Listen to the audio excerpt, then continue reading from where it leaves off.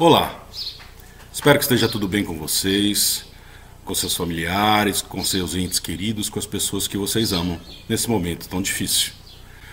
Hoje comemoramos nesta data, no dia 11 de agosto, a fundação dos cursos jurídicos no Brasil.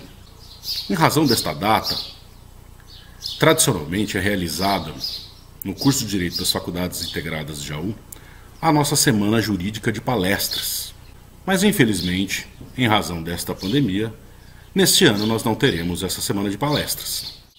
Bom, eu quero falar para vocês não sobre o dia 11 de agosto, mas sobre o dia 11 de setembro. Porque no dia 11 de setembro, portanto daqui a um mês, no próximo dia 11, nós estaremos comemorando 30 anos da promulgação do Código de Defesa do Consumidor, da Lei 8.078/90. A necessidade de proteção ao consumidor é uma decorrência da massificação das relações de consumo.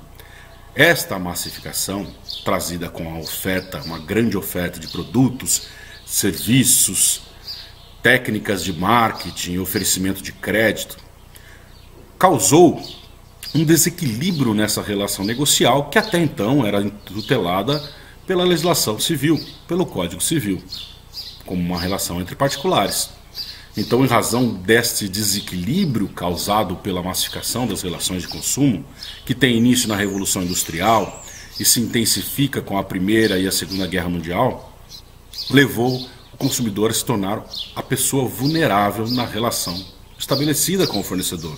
E em razão disso, no mundo inteiro, percebeu-se a necessidade de se criar uma forma de proteção do consumidor para tentar reequilibrar esta relação. Isso começa ainda em 1890 com a Lei Sherman, que é uma lei antitrust, uma lei americana. Na década de 60, nos Estados Unidos, são criadas as associações de defesa do consumidor para a proteção dos consumidores, associações particulares. Em 1962, o então candidato à presidência dos Estados Unidos, John Kennedy, inclui a defesa do consumidor dentre os temas da sua campanha eleitoral. Na década seguinte, vários documentos são produzidos na Europa, visando a proteção, a defesa do consumidor. E dentre eles nós podemos citar a primeira Constituição que trata da necessidade de defesa do consumidor, que é a Constituição Portuguesa de 1976. No Brasil também percebeu-se essa necessidade. E os direitos fundamentais de terceira dimensão, dentre os quais está incluído a defesa do consumidor, foi trazido no nosso artigo 5º, inciso 32 da Constituição Federal, como direito fundamental. Diz lá no inciso 32, o Estado promoverá na forma da lei a defesa do consumidor. No artigo 170 da Constituição, seu inciso 5, a Constituição elenca como princípio da ordem econômica a defesa do consumidor. E o artigo 48 do Ato das Disposições Constitucionais Transitórias prevê a criação do Código de Defesa do Consumidor no prazo de 120 dias contados da promulgação da nossa Constituição. Demorou um pouquinho mais do que isso, mas em 11 de setembro de 1990 nós tivemos a promulgação da Lei 8.078, que é o nosso Código de Defesa do Consumidor. Portanto, nós comemoramos, na próxima data, como eu disse para vocês, os 30 anos da promulgação do Código de Defesa do Consumidor. Porque a Lei 8.078 é de extrema importância na edificação de direitos fundamentais. Ela está calcada nos princípios constitucionais da igualdade material, aquela de tratar os desiguais de forma desigual na medida da sua desigualdade, e também no princípio da dignidade da pessoa humana. Então, esse Código de Defesa do Consumidor foi edificado em cima de princípios constitucionais e, como consequência, se apresenta como uma lei de ordem pública e interesse social. É assim que está previsto no seu artigo 1º. Além do mais, por ser uma norma de ordem pública e interesse social, ele é de interesse de toda a coletividade e é forçoso, é cogente, traz direitos irrenunciáveis, inegociáveis, que podem e devem, inclusive, ser reconhecidos de ofício pelo magistrado, mesmo que a parte não alegue. Além disso, ele é edificado utilizando-se de muitos termos de significado aberto que permitem a sua atualização com o decorrer do tempo, a atualização da sua interpretação sem a necessidade de alteração do seu texto. Por ser um microsistema totalmente fundado em princípios constitucionais, portanto um subsistema constitucional autônomo, ela não permite que legislações que derroguem ou dificultem a defesa do consumidor incidam as relações de consumo, mas permite, através do seu artigo 7º, o diálogo das fontes, que a incidência de outras normas, princípios e tratados internacionais que incrementem, que melhorem, que aperfeiçoem a defesa do consumidor. Esta lei, quando foi da sua aprovação, ela sofreu muita resistência por parte do lobby de fornecedores, do sistema financeiro, enfim. Entendia-se que denominar um código de defesa do consumidor, dar essa denominação de defesa do consumidor, uma legislação que trata de mercado de consumo, seria reconhecer que os consumidores precisavam ser defendidos dos fornecedores, colocando-os no papel de vilões. Mas, de fato, é assim que a Constituição reconheceu, não eles como vilões, mas a necessidade de proteção do consumidor. Não os fornecedores como vilões, mas o consumidor como elo fraco, o elo vulnerável da relação. O princípio da vulnerabilidade está estampado na Constituição Federal, em todos esses dispositivos que eu mencionei para vocês. Tanto é que faz referência, a Constituição faz referência exatamente a essa expressão, defesa do consumidor. O Código de Defesa do Consumidor, como eu disse, ele é um importante instrumento na edificação de direitos das pessoas. Tá? E reconhecendo a vulnerabilidade do consumidor, ele traz uma série de mecanismos de proteção. São inúmeros, espalhados por todo o Código, que tem como sua espinha dorsal o princípio da vulnerabilidade do consumidor. Então a nossa legislação de proteção ao consumidor, diferente do que acontece em outros países, como na França, por exemplo, que tem uma legislação de regulação do mercado de consumo, aqui nós temos uma legislação de mercado de consumo também, mas que tem como foco principal a proteção, a defesa, a tutela do consumidor, para restabelecer o equilíbrio nas relações que perderam esse equilíbrio em razão desta massificação nas relações de consumo. Que mecanismos nós poderíamos citar como especiais na proteção do consumidor? São vários, mas nós podemos citar alguns. Nós temos o reconhecimento da hipossuficiência e da verossimilhança das alegações como condição para a inversão do ônus da prova. O que significa a inversão do ônus da prova? Significa que o consumidor terá invertido o ônus da prova em seu favor dentro do processo. O consumidor alega alguma coisa, via de regra, ele tem que provar. No entanto, se ele for hipossuficiente, ou seja, se ele tiver uma vulnerabilidade exacerbada, ainda maior, ele pode conseguir a inversão do ônus da prova para que o fornecedor seja obrigado a produzir a prova em contrário. Da mesma forma, se a alegação for verossímil, ou seja, se ela tiver aparência de verdadeira, ele também tem esse benefício. Esse é apenas um exemplo, nós temos tantos outros. Por exemplo, a responsabilização objetiva do fornecedor. Os fornecedores, eles são obrigados a indenizar os consumidores, ainda que não hajam com culpa. Basta que o consumidor demonstre o dano sofrido, o vício do bem e o nexo de causalidade, a relação entre o dano sofrido e o vício ou o defeito do produto ou serviço. Então, o fornecedor será obrigado a indenizá-lo. Isso é a responsabilização objetiva. Independe da verificação da culpa do fornecedor. Esta regra, evidentemente, como uma regra, também tem suas exceções. A exceção aqui é com relação ao profissional liberal, que será responsabilizado, sim, então, mediante a verificação da culpa. Nós temos outras previsões no Código de Defesa do Consumidor, como a modificação das cláusulas contratuais que estabeleçam prestações desproporcionais ao consumidor, que estabeleçam vantagens excessivas em favor do fornecedor. E o reconhecimento da nulidade absoluta dessas cláusulas pode se dar, inclusive, de ofício, pelo juiz, sem mesmo que o consumidor alegue. Além disso, nós temos a previsão da efetiva reparação dos danos suportados pelo consumidor. Nós temos a não obrigação do consumidor em relação a disposições constantes do contrato, que ele não teve oportunidade de tomar conhecimento. Nós temos a proteção à publicidade enganosa e abusiva. Nós temos a interpretação das cláusulas contratuais de forma mais favorável ao consumidor. Temos o direito do arrependimento no prazo de 7 dias para as contratações havidas fora de estabelecimentos comerciais. Enfim, são inúmeros benefícios trazidos pela legislação de proteção ao consumidor que busca reequilibrar a relação entabulada com o fornecedor. No entanto, para que legislação incida a uma relação, é preciso que se verifique a presença de duas figuras essenciais: a figura do consumidor e a figura do fornecedor.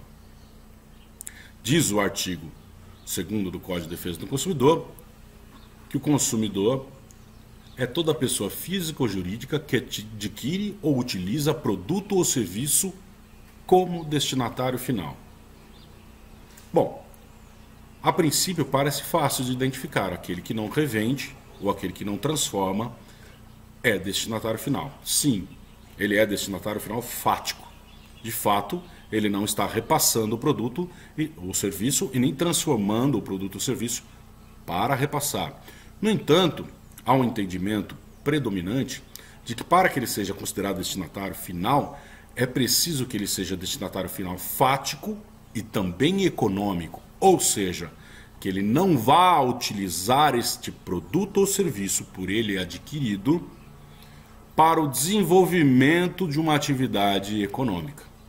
O problema é que com isso há praticamente uma negação da figura da pessoa jurídica como consumidora. Por quê?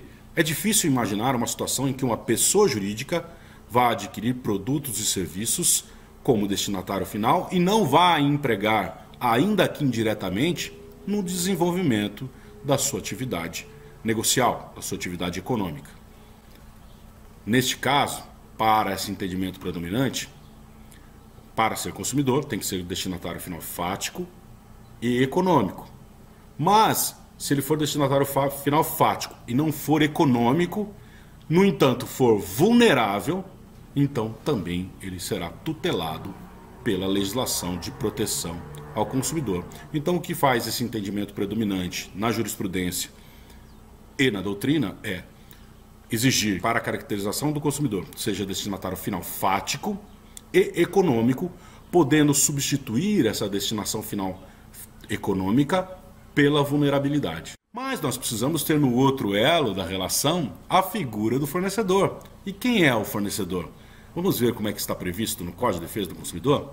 Diz lá, no seu artigo 3º, fornecedor é toda pessoa física ou jurídica, pública ou privada, nacional ou estrangeira, bem como os entes despersonalizados que desenvolvem a atividade de produção, montagem, criação, construção, transformação, importação, exportação, distribuição ou comercialização de produtos ou a prestação de serviços.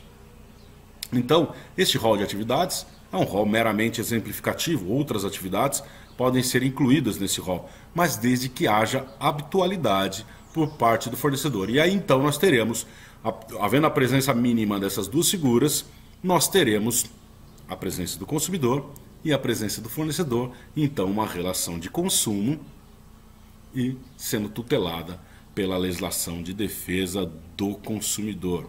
Muito bem? Fornecedor é todo aquele que participa de forma habitual da cadeia de fornecimento. Então é o fabricante, é o importador, é o comerciante, é o transportador. Todos esses são tidos por fornecedores. Mas o Código de Defesa do Consumidor, que tutela o consumidor antes da contratação, na contratação e após a contratação, considera consumidor não apenas aquele que adquire e utiliza produtos como destinatário final, mas ele vai além. Vamos ver? Ainda no artigo 2º, aqui no parágrafo único, ele diz o seguinte, Equipara-se a consumidor a coletividade de pessoas, ainda que indetermináveis, ainda que não se possa determinar quem são essas pessoas, que haja intervindo nas relações de consumo, como, por exemplo, aquelas pessoas que estão sujeitas a uma publicidade abusiva, como uma publicidade discriminatória, que incite a violência, ou uma publicidade enganosa.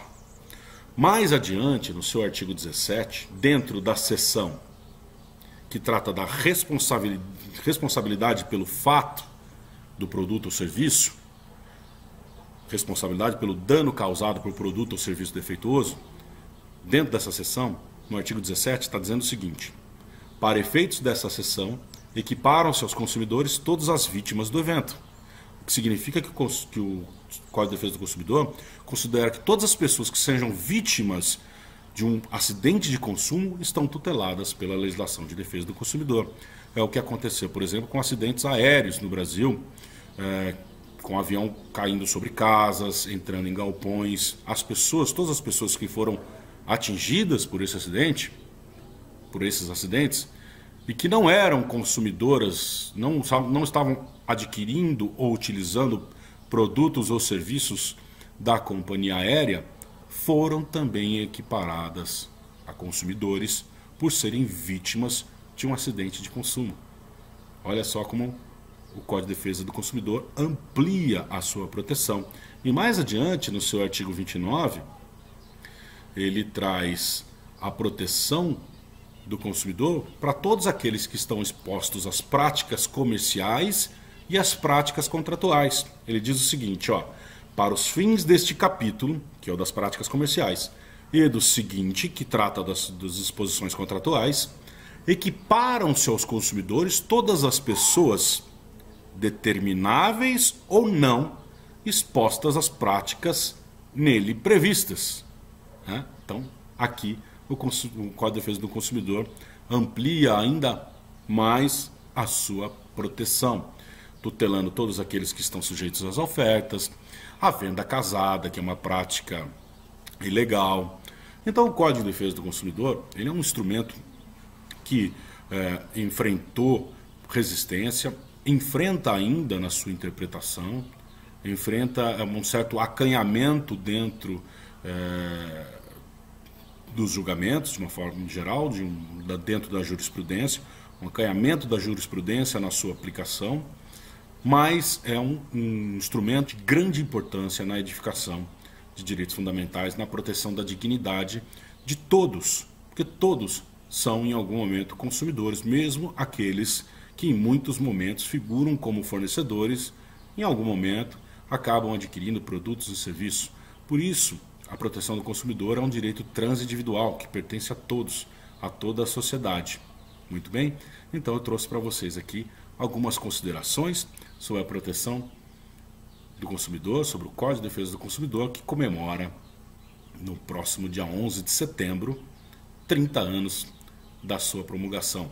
Ele precisa ser ainda melhor interpretado e melhor aplicado, precisa se adaptar às novas exigências, tem recebido atualizações como de outras legislações, como o Marco Civil e o Estatuto do Torcedor, mas é um instrumento muito importante, é uma legislação muito importante, muito moderna, muito significativa na proteção de direitos fundamentais de toda a sociedade, que completa, portanto, no próximo dia 11 de setembro, 30 anos. Foi isso que eu quis trazer para vocês brevemente, muito rapidamente aqui, algumas considerações sobre esses 30 anos do Código de Defesa do Consumidor. Um grande abraço a todos, fiquem bem e fiquem em paz.